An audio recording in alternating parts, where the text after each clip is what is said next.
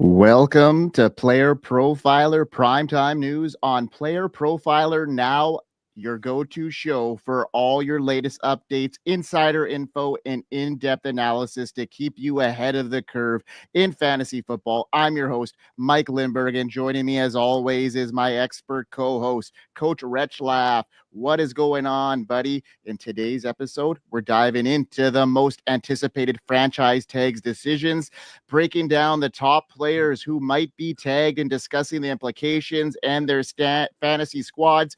We'll also tackle some of the juicy trade rumors, including future big names like Russell Wilson, Chris Godwin, Matthew Stafford, and of course, we've got our running back debate coming your way, Joe Mixon or Chuba Hubbard in 2025. Stick with us for all the insights, the hot takes you need to dominate your fantasy leagues. Let's get this party started, Jer.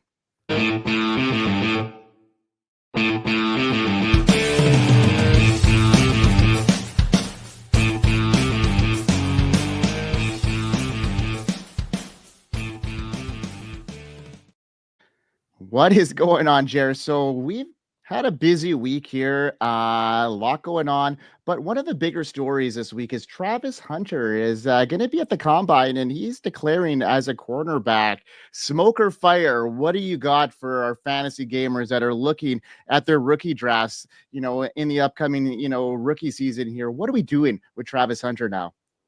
Mike, last week we did a combat zone for Emeka Egbuka versus Travis Hunter. I took the Egbuka side, and you took Travis Hunter. With all that said, I don't buy the panic on Travis Hunter. I'm calling BS on it all. On Underdog, Hunter has fallen from 117 to 124, 7 spots, going from round 10 to round 11. In Dynasty Rookie Draft mocks, we see people fiddle with Hunter as a late first-round pick, and the narrative is simple. If we knew Travis Hunter was a wide receiver, we'd have him up with Teteroa McMillan or ahead. What do we have right now driving Hunter's ADP? It ironically has nothing to do with his talent. The driver to Hunter's ADP is perception that he will be a cornerback in the NFL. News broke late last week. Hunter would go to the NFL Combine in March as a cornerback. Remember, Thursday, February 27th to March 2nd. Be tuning in. I think of this with some of a Socratic method. If you played two ways like Travis Hunter did and were approaching the NFL, what would you do to maximize your prime money-making years? Yes, a rookie contract has a cap, but setting things for your first run at free agency starts right now. What if Travis Hunter's team, his internal team, feels that Hunter is the top wide receiver already? What if scouts have given Hunter and his team that same feedback? 96 catches in 2024, 1,258 receiving yards, and 15 touchdowns isn't just going to get bottled up in the NFL just to play cornerback 100% of the time. If you've got the wide receiver position down, what craft should Travis Hunter showcase and work on to stand out from other top-tier wideouts? I'm talking current rookie receiver class and the last 4 to 5 draft classes who have had players making big-time bank. The mind is already on the bank account and the long-term pay. That craft for Travis Hunter would be showcasing your defensive talent. Wide receiver money is much more plentiful across the board in the NFL than cornerback money. So this is where it may not make sense to the non-discerning eye. However, if Travis Hunter shows his NFL talent as a defensive back, then the sky is the limit beyond top-tier paid wideouts in the league. I contend that Travis Hunter is positioning himself early to be the top-paid wideout in the league, and then some because of this added defensive ability. Hunter will aim for the long game of getting classified to be paid as a wideout while boosting into a territory of his own by boosting his cornerback talent that we would see at the NFL Combine. I don't see how Hunter gets to the NFL and is kept off the offensive side of the ball. You get a premium quarterback who has Hunter in the huddle, and you're going to have someone who demands that Travis Hunter does not leave the huddle. The ADP slide is fine and appropriate. We don't have to pay top price, but this is way too early to panic on Travis Hunter. I'll take any dips on underdog, and I will gladly take a discount into late round 1 in Dynasty rookie drafts. It's funny enough, we see just the asymmetrical upside in the outcome in the event that it were just released. Travis Hunter is a wide receiver. Boom, rocket ship. Well, now this panic that other people have, take advantage on it's 7 picks right now on underdog. That's going to turn into a round, maybe a round and a half, and further to 2 rounds. And then, of course, this will solidify for now ADP in those rookie drafts in that later first round. So if you were hoping for a discount, this is that scent that will keep people away. So I am not sounding the alarm on Travis Hunter. I see a little bit more of a long game occurring. It is just March, or about to be just March, when the combine hit.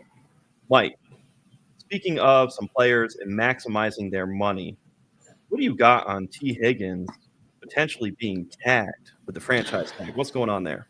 Well, I mean, I had him not being tagged, which was a crazy situation because I had to really redo my show sheet tonight because I had Tee Higgins as a guy that I thought was going to a couple other teams. But now the news came out that Tee Higgins, the 26-year-old receiver for the Bengals, is expected to play another year under the franchise tag for his second consecutive season after a strong season.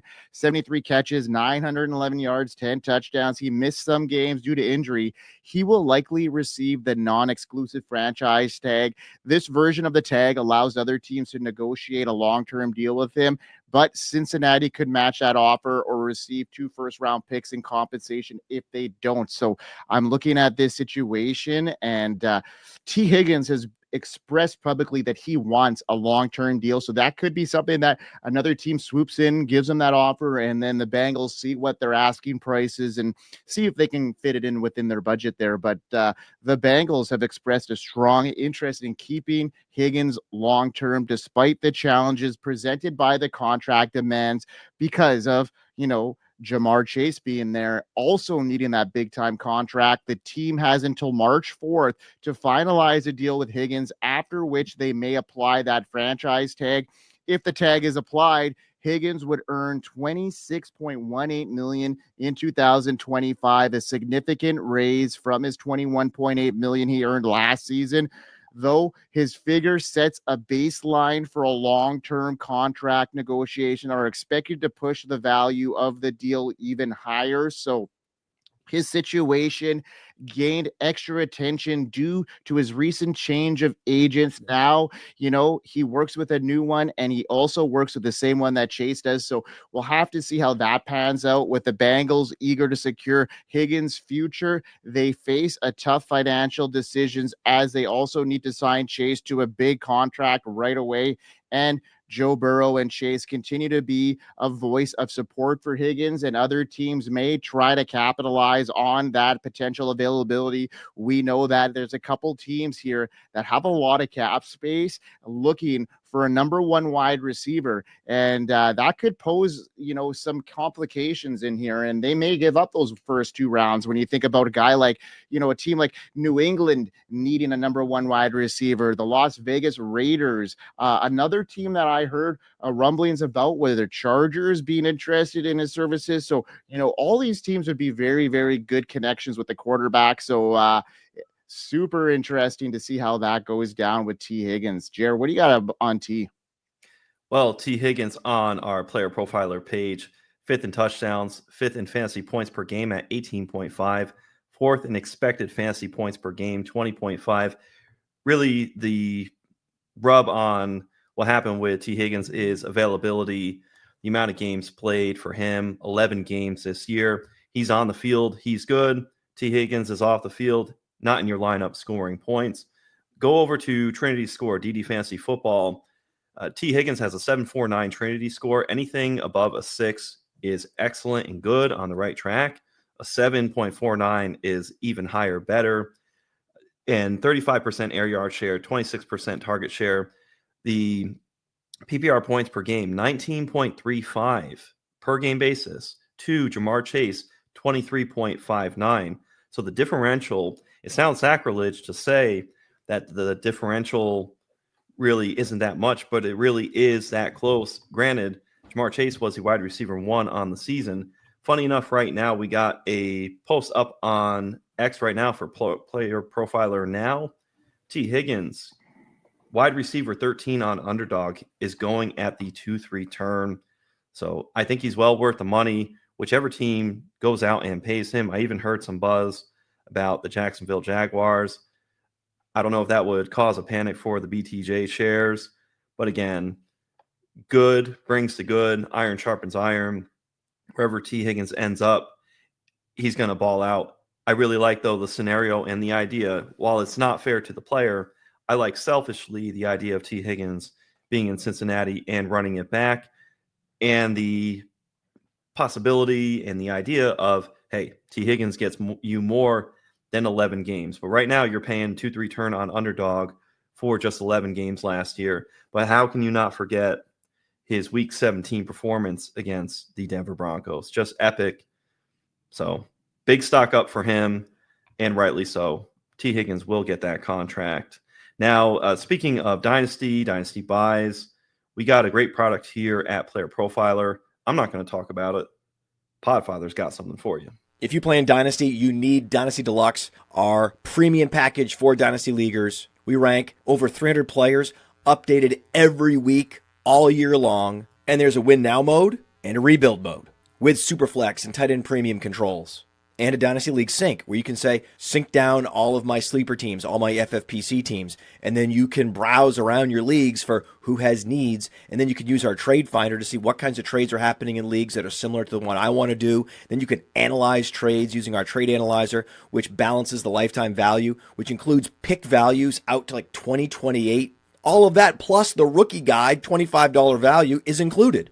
So if you're just in one Dynasty League, Dynasty Deluxe is well worth it. And use your host's promo code, and you can bump up to all in and get $25 off. There you have it. All the products that we have at Player Profiler really pay for themselves. The longer you dive in, the better off you'll be. And I put up a post on Profiler Now talking about severance. And the joke was, hey, you're outie, subscribe to Roto Underworld and Profiler Now, and won all their leagues. So if you watch Severance out there, your outie needs to be subscribing to Player Profiler. Let's pivot over to something that's a little more of an undercurrent, but Matthew Stafford trade rumors, which would have a lot of impact should he go to another team. And of course, it has plenty of impact for Puka Nacua, who is there with a top 6 ADP on Underdog in the top half of the first round. Rumors are picking up of Matthew Stafford and the Rams parting ways. If they cannot get a contract reworked for 2025 at least, and possibly 2026, there's going to be a more lucrative deal in 2025 on the table. Just can Stafford and the Rams agree? In 2025, Stafford will earn a base salary of $23 million with a cap hit of $49 million. 2026, $26 million base, $53 million cap hit. Both sides need to come to an agreement. Otherwise, it could definitely spur on a trade. While that isn't happening right now, we already have in motion Cooper Kupp publicly declaring that he and the Rams have agreed to part ways if a trade can get worked out. They have severed ties amicably, although Cooper Kupp didn't really want that, but the plans have been made. It's just a matter of action when Cooper Kupp does get traded at this point. Right now, the Giants, New York Giants, show as a trade partner should the Rams and Stafford come to a standstill. The Giants also hired, I think, Stafford's brother-in-law to be a receivers coach, so there's some family connection there as well. The Rams may want the 3rd overall pick in the first round, but that is an insane ask for a 37-year-old quarterback, even if it's somebody like Matthew Stafford. So that's really not going to happen. they would have to come to the table on a more amenable deal, something more reasonable. The Giants would be a tremendous pairing, though, for our Malik Neighbors shares. You would have Malik Neighbors go to the top half of the first round in ADP. That would be how significant you are getting Matthew Stafford for Malik Neighbors. Oh, look out. And if you have keeper shares of Malik Neighbors like I do, the blood gets flowing a little bit. So seeing a rumor like Matthew Stafford there, I'm just thinking like, man, talk dirty to me. Now, on X, Sosa Kremenhas, hopefully I said that correctly, at QB's MVP, he put out a hypothetical trade on X between the Steelers and the Rams. The Steelers would receive Matthew Stafford and a 25 first, which would be the 26 overall pick. So a lot more reasonable, 26 versus 3 overall that the Steelers would receive. And the Rams would get back a 25 first round pick, which is 21 overall. So 21 overall is more in the ballpark. So a first round pick swap, just 5 spots difference. And it would be a 25 second, which would be 52 overall. And then a conditional second in 2026 that can become a first if Stafford plays 65% of snaps in 2025. There was conversation and mention that this would be similar to the Aaron Rodgers structure. So we'll monitor this as it unfolds. My guess is the Rams and Stafford do work something out. But in the meantime, you can dream of Malik Neighbors and George Pickens getting fed from an all-world quarterback. Malik Neighbors would be right up there in Puka Nacua territory. They may even trade because that would be detrimental to Puka Nacua. We'd have to test if Puka Nacua is QB proof. Malik Neighbors really showed he was QB proof. We would have to see on the other end if Puka Nacua is QB proof. George Pickens, though, would jump around at least in ADP. All the mental issues that he has going on, despite the idea of Matthew Stafford playing for the Steelers or the Giants, you already start to get the blood flowing. But my guess is that the Rams and Stafford work it out. But those are two teams, Rams and Giants right now, that make sense and may be good teams at the negotiating table should they need to go through with a trade. Now, Mike, you had talked about Tee Higgins, his franchise tag. There's some other players with the franchise tag coming up tomorrow. Who are some other players that the audience needs to know about? Well, Sam Darnold, his unexpected career resurgence in Minneapolis with the Vikings has turned heads in 2024 after stepping in for the injured J.J. McCarthy. Darnold delivered one of his best seasons, or the best season of his career, passing for 4,300 yards, 35 touchdowns, 12 interceptions.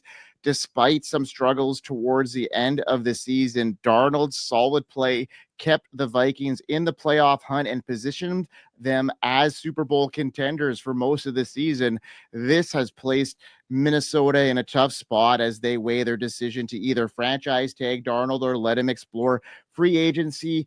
As an unrestricted free agent, Darnold has become one of the most sought-after quarterbacks on the market. The Vikings' dilemma comes down to whether to extend him long-term or turn the keys over to J.J. McCarthy, which is probably what's going to happen. So he missed all the season with an ACL in the preseason, so I'm looking at Darnold's strong play, suggests that he should not be the long-term solution for Minnesota, but for another team.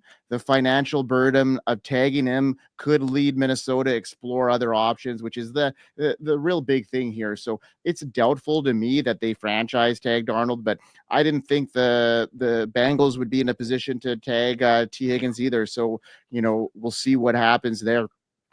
When Darnold does hit the open market, several teams will likely line up for his services, the Raiders being one in particular. They're desperate for a quarterback after a rough 2024, and Darnold could find chemistry with the standout tight end Brock Bowers, but also the Jets, who have already moved on from Aaron Rodgers, could reunite with Darnold, whether it be with the Jets or maybe even the Giants, another option here, who need a starter as well. So there are a lot of options here for Darnold in free agency. So, depending on what the draft comes out, I think what happens first is the draft happens and maybe Darnold, decides afterwards, but we'll see what happens here. He's got, Whether he lands in a optimal spot or a rebuild, we'll see. I still think there's a lot of hope for Darnold, especially since he was the guy that a lot of people left for the wayside in 2024. Now, a guy that is also in the talks here is Chris Godwin.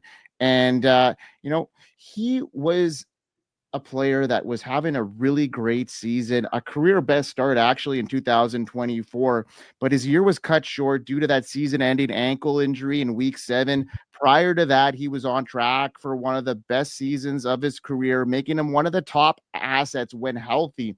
But Godwin has dealt with injuries before, notably an ACL tear in 2021, but he still managed to re-sign with the Bucks for a hefty 3-year deal that was $60 million at the time. Now, with free agency looming, his future is in the air, especially with the Bucks.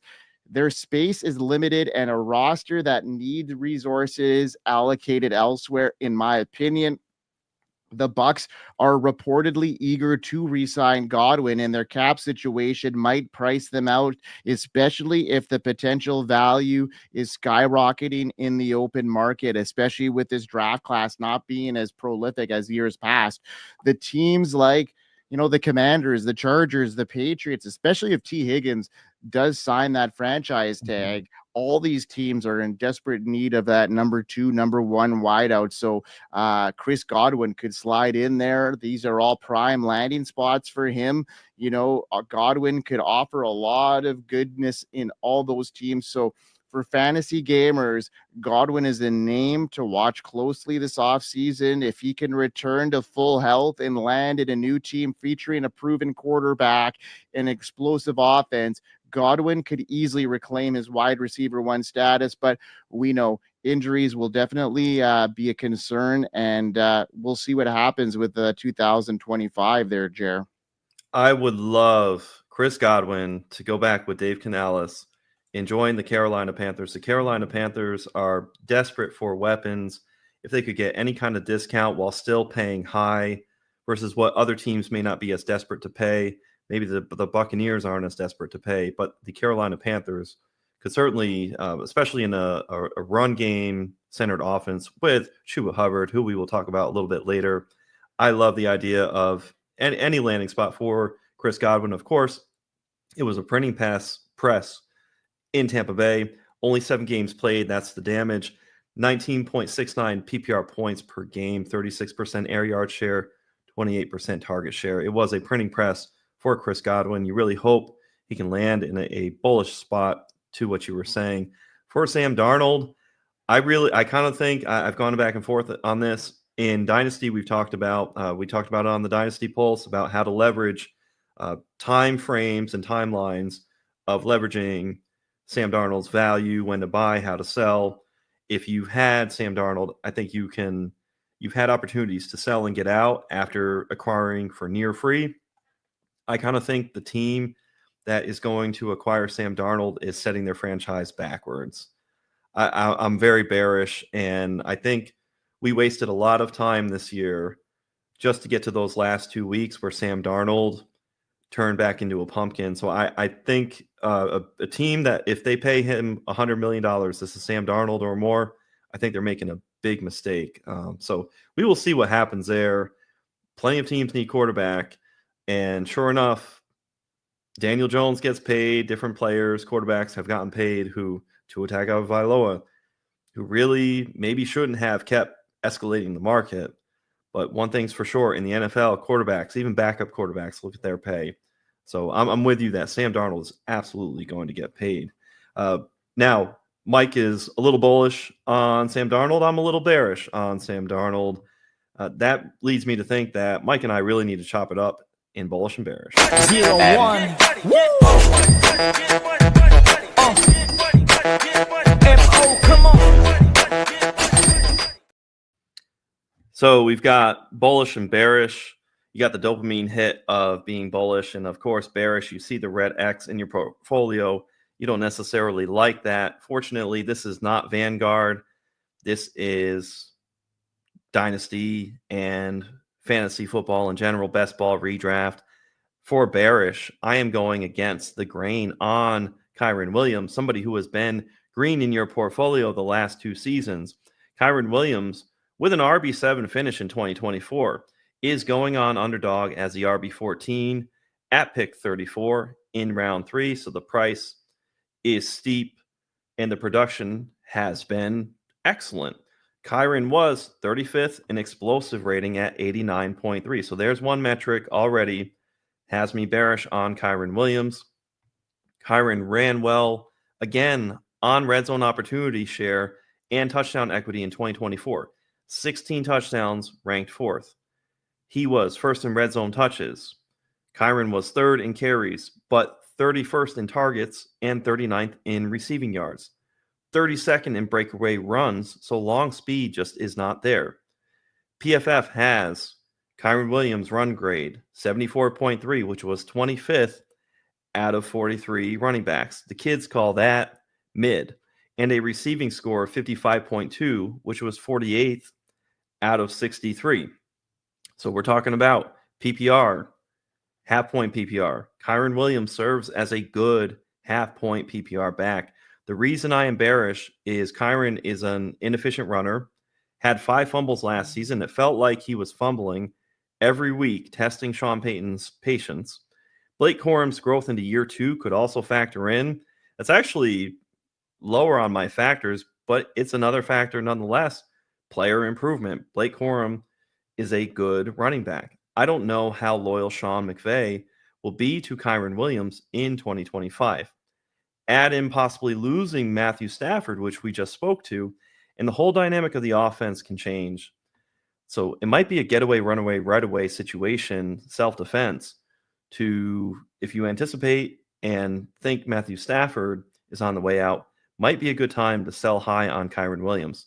Lastly, Kyren has to maintain such a high usage as a red zone weapon that simple regression can sink Kyren Williams' value versus ADP, where he's at currently, very easily into 2025. Again, a round 3 price on Kyren Williams. On underdog, I am bearish. Mike, speaking of something going green, something rising, you're talking about being bullish on the 49ers wide receiver, Ricky Pearsall. What do you got? Yeah, I think, he's a name that should be on managers' radar here after a rocky start to his rookie season. It sidelined him for much of the start of the year, but Pearsall showed significant promise during the final weeks, despite the challenges. The 49ers' faith in Pearsall is evident, and they selected him with a high draft pick in the first round, signaling a long-term investment. Deebo Samuel's future is in doubt, and Brandon Ayuk is recovering from an ACL tear. So Pearsall stands to inherit a larger role in 2025, and he's got some impressive flashes of potential, including that breakout game at the end of the season, set him up for a larger role next year. So I think, last 2 games of the season this year, 18 targets in the last 2 games, showed his ability to take advantage of his opportunities. 14 catches, 210 yards and 2 touchdowns in week 17 and 18, a standout 141-yard, 1 touchdown performance in the season finale, highlighted his ability to make impact plays when called upon. Brandon Ayuk, I mentioned his torn ACL. That injury leaves a significant gap, and he's going to have some time to recover, and he may not start the season either. So this could lead to more opportunity. Deebo Samuel, just trade request. His disappointing 2024 season and his desire for a trade means a potential exit from San Francisco. So with the uncertainty around Deebo, the future, and the Ayuk recovery, it just says to me that Pearsall could step up and be a key contributor in 2025 right out of the gate here. The 49ers have already shown confidence in his abilities with the wide receiver room in flux. Pearsall has the opportunity to shine, and I think it's time to roll the dice on him and his potential to take off in 2025. I like that point. You're bullish, and price point is going to be different from Brandon Ayuk. We ran a poll on Profiler Now X, 84 votes. Brandon Ayuk with 57% to Ricky Pearsall's 42%.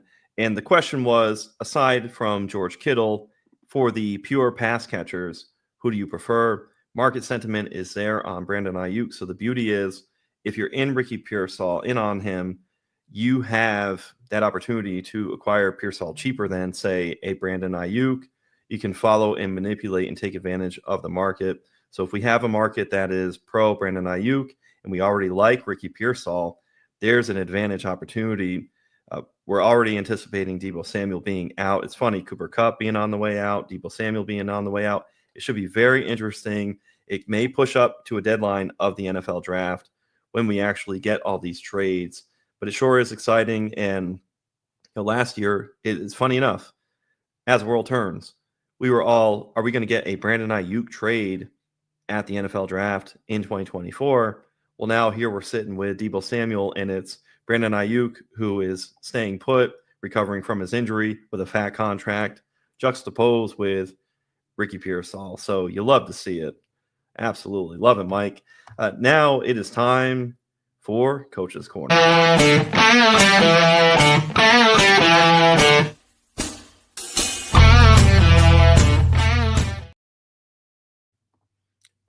I'm going to pull up the underdog rankings, and we have the Detroit Lions in the Coach's Corner. Nice thing about the Detroit Lions, let's focus on a team that we expected to go to the Super Bowl, and that is Dan Campbell's Detroit Lions. Jahmyr Gibbs, RB3 at 4.3 in round one.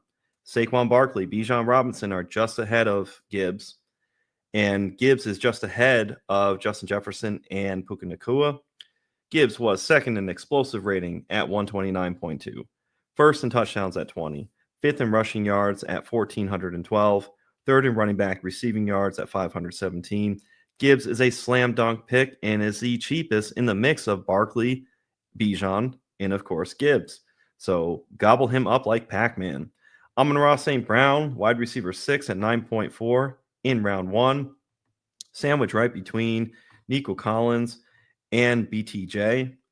And you'll have to make a choice here, as Nico and BTJ are absolute ballers. Wide receiver 3 in 2024, and you can get Amon-Ra as wide receiver 6. So check that out.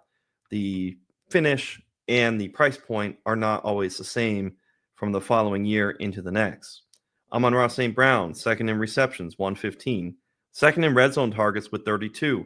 Jared Goff has a safety blanket, so you can expect Amon-Ra St. Brown to pay off his first round ADP again.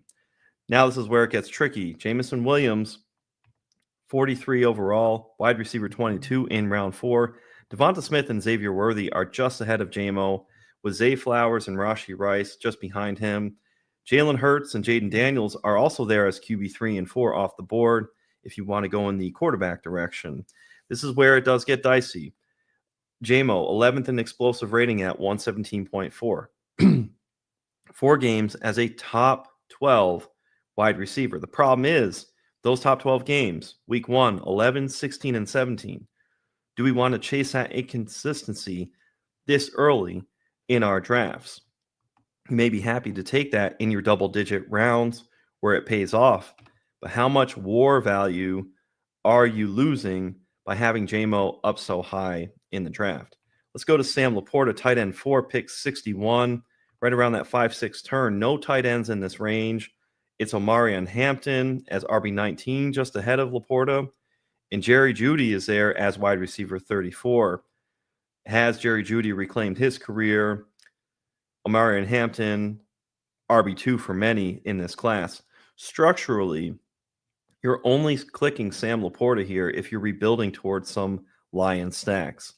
7 of the last 8 games, Laporta was tight end 14 or better.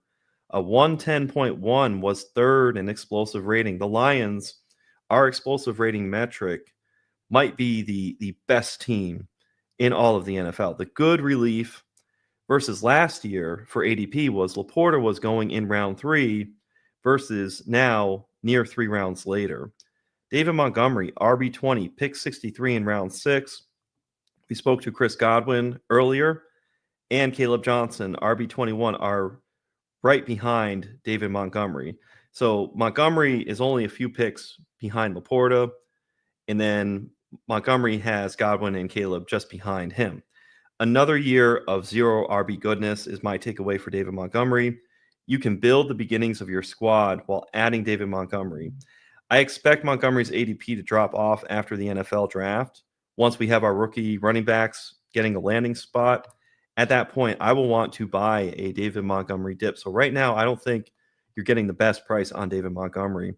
And let's finish off for the Lions. Jared Goff, QB9, pick 92.9, just behind Baker Mayfield, with Kyler Murray being drafted just after as quarterback 10. So sandwich between Baker and Kyler.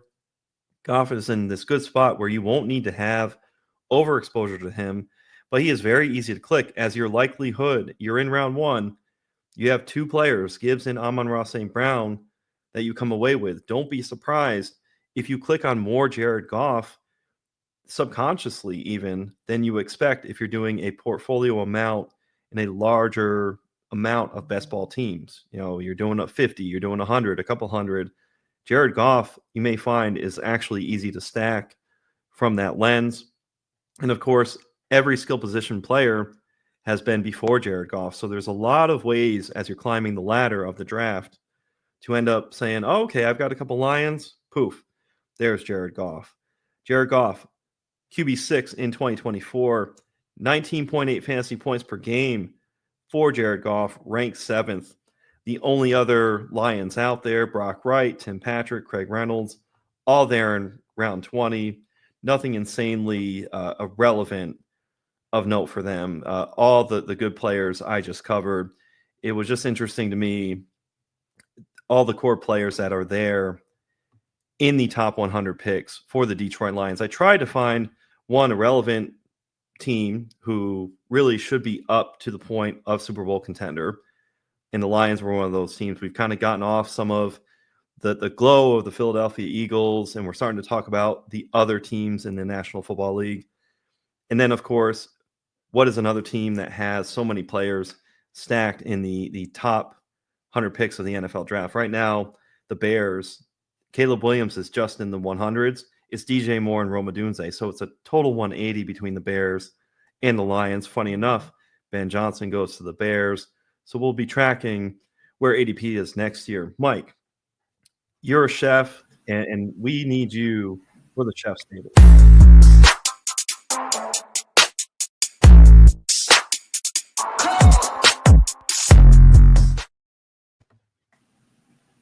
Yeah, so I'm going to talk about the Chiefs because that's all I talk about normally. I'm just joking. No, they're facing some critical offseason decisions, and they aim to get back into that championship contention, and the defense needs attention. We know that. The defensive line and their linebackers, they have some key free agents like Derek Natty, Charles Omenihu, Nick Bolton are all set to hit free agents. The Chiefs must decide whether they want to retain these veterans or bring in new talent to strengthen their pass rush and their linebacking core. But really, we're here to talk about their offense, and however, they have some more pressing issues than their defensive side. Their offensive line showed some vulnerability, gaping holes, especially in that Super Bowl. The Chiefs line was a major weak point last season, and improvements aren't made.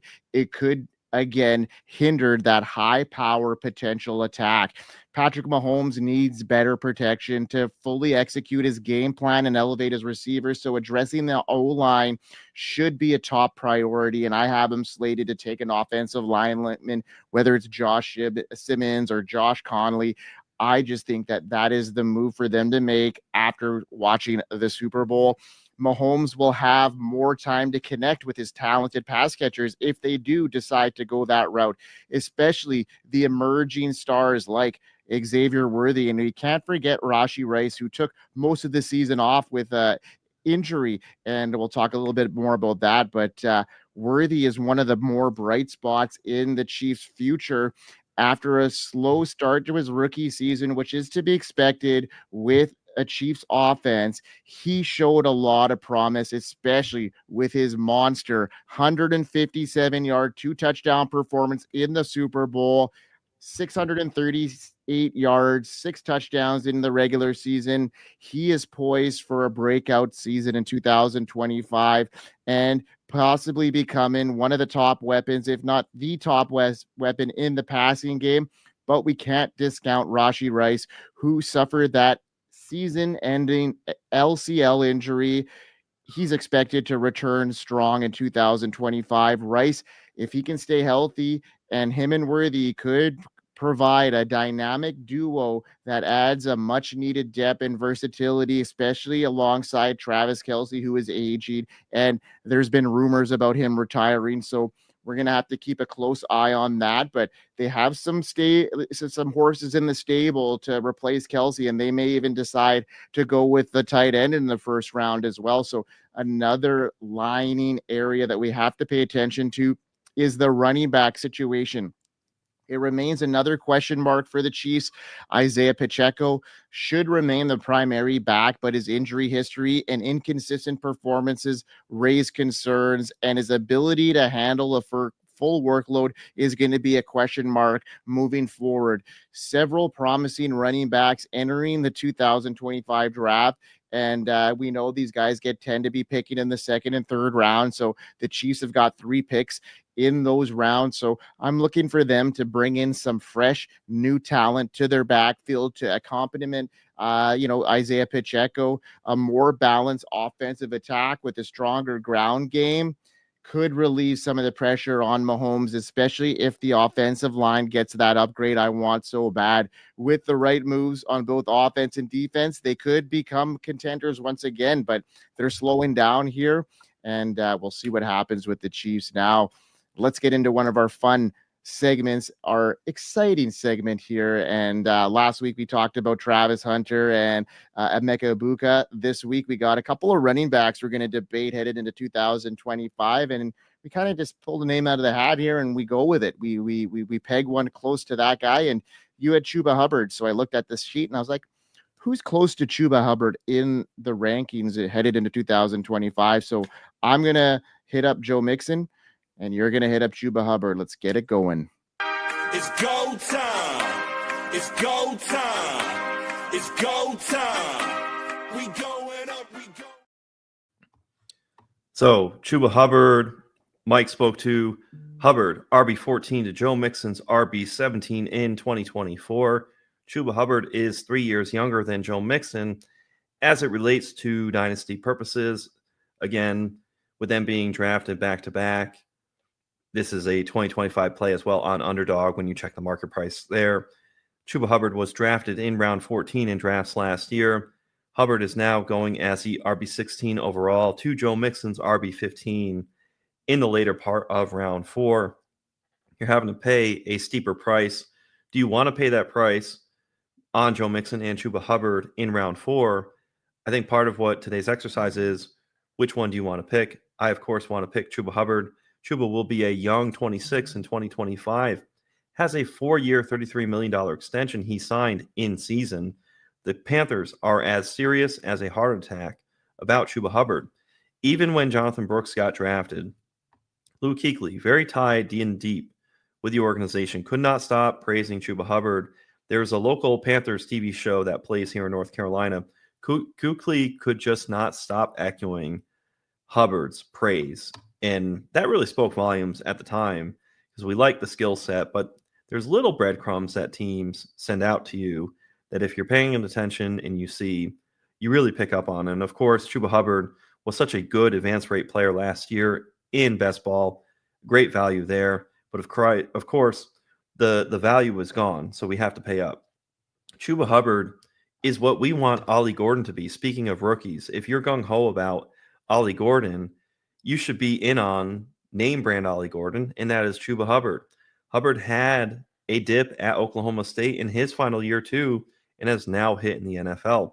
So the path for Ollie Gordon looked no further than Chuba Hubbard. In 2024, Hubbard had 8 games as an RB1 or better. Hubbard helped you win a championship, especially if he was your second running back. Now imagine this as your second running back, getting him in round 14 last year. Hubbard was 3rd in RB snap share. And now picture this as somebody who can be in round 4, 4th in opportunity share, 8th in rushing yards at 1195. Talk about the RB2, perfect RB2 last year. 13th in receptions with 43.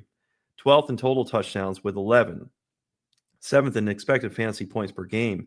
6th in breakaway runs to Joe Mixon's 11th ranking in breakaway runs.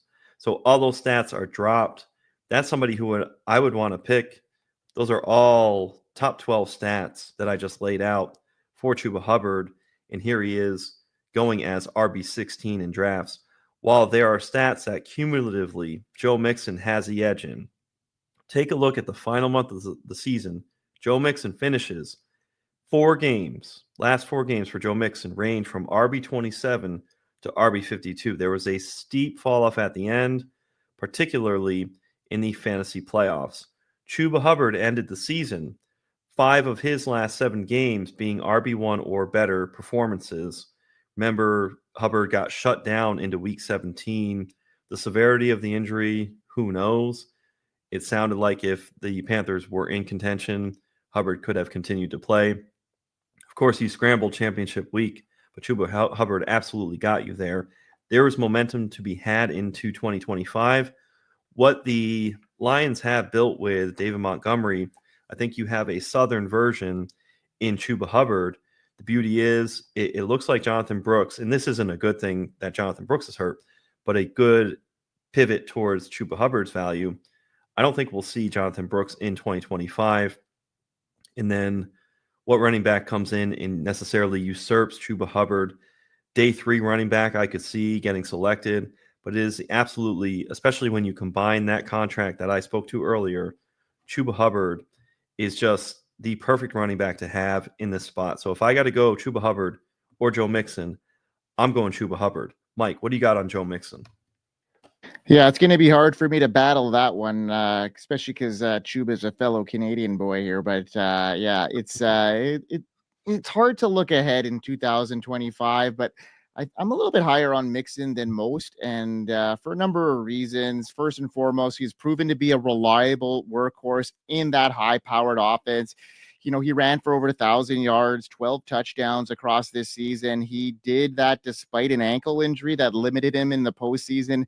His consistent usage and ability to find the end zone made him a stable option for me in fantasy. On the other hand, Chuba's breakout 2024 should come with some caution. He did put up solid numbers, 1,100 yards, 10 touchdowns. Like you mentioned, he did so in an offense that ranked 29 in yards per game. So not great.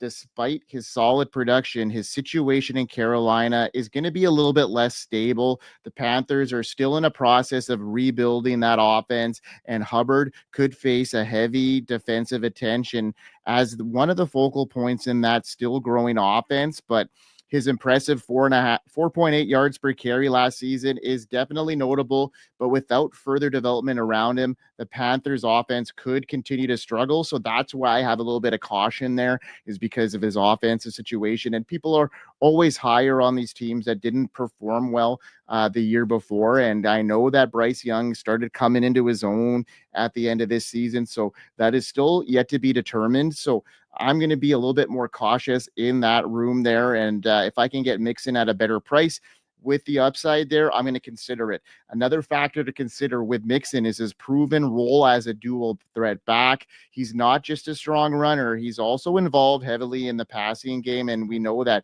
maybe Stephon Diggs will not be around. Tank Dell will not be in for the 2025 season for most of it, at least. So that's leaving, Nico Collins available. They may draft a wide receiver, but that's putting a rookie in there. So I still think Mixon is still going to prove to be valuable in the PPR formats as a pass catcher, especially since the Texans are going to continue to build around him and make major moves this offseason to bolster that offense. So I think that this could be a, hit or miss type scenario. I'm going to have a little bit of shares of both of them if the price is right.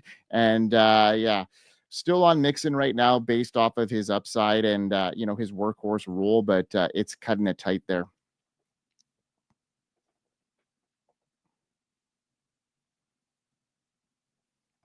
Sorry, sorry, I was muted.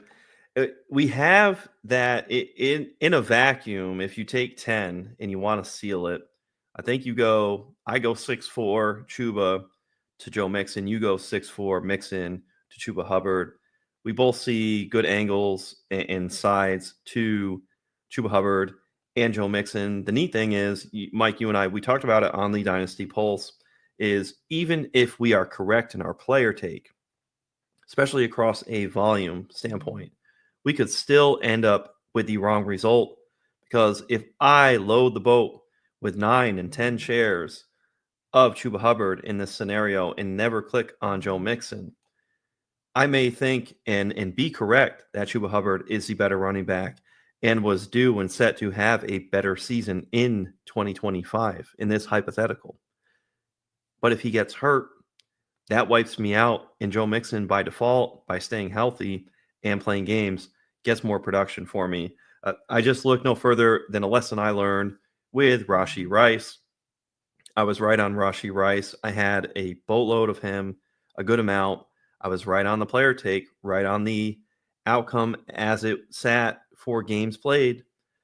But then he was hurt, and those other players that were around Rashee Rice, I could have afforded or benefited more to use. So it's funny enough, it's how even if we have player takes in fantasy football, how we can grow and get better by letting go of what we think we know, by protecting a little bit of diversification. We spoke to the Vanguard when the bearish bullish, your Vanguard account, your E-Trade account that you check.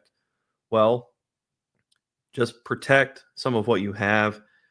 If you're listening in February here, you're a sicko like we are. Congratulations. You also need some evaluation and help like we do, and you're in the right place.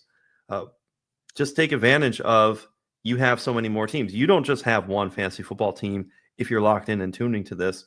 So between best ball, dynasty, redraft, you're going to amass opportunities between both Joe Mixon and Chuba Hubbard. So to Mike and I battling it out, have a take, have a player you may want more of, but by all means, get yourself some exposure to both Joe Mixon and Chuba Hubbard. Mike, what do you say about the show? I feel like we had a nice little first one. It's almost like we're back to the off season after that Chiefs and Eagles recap. We're getting almost into off season mode, kind of like George Costanza talks about shifting into soup mode. But we're in this mode of there's nothing going on. It's crazy. There's nothing to react to near as much as what we've been used to. There are some still stories. The NFL is always relevant. But it's just different to not have to go over top scores and what's the reaction, the pivot into next week. Now we're thinking more long form.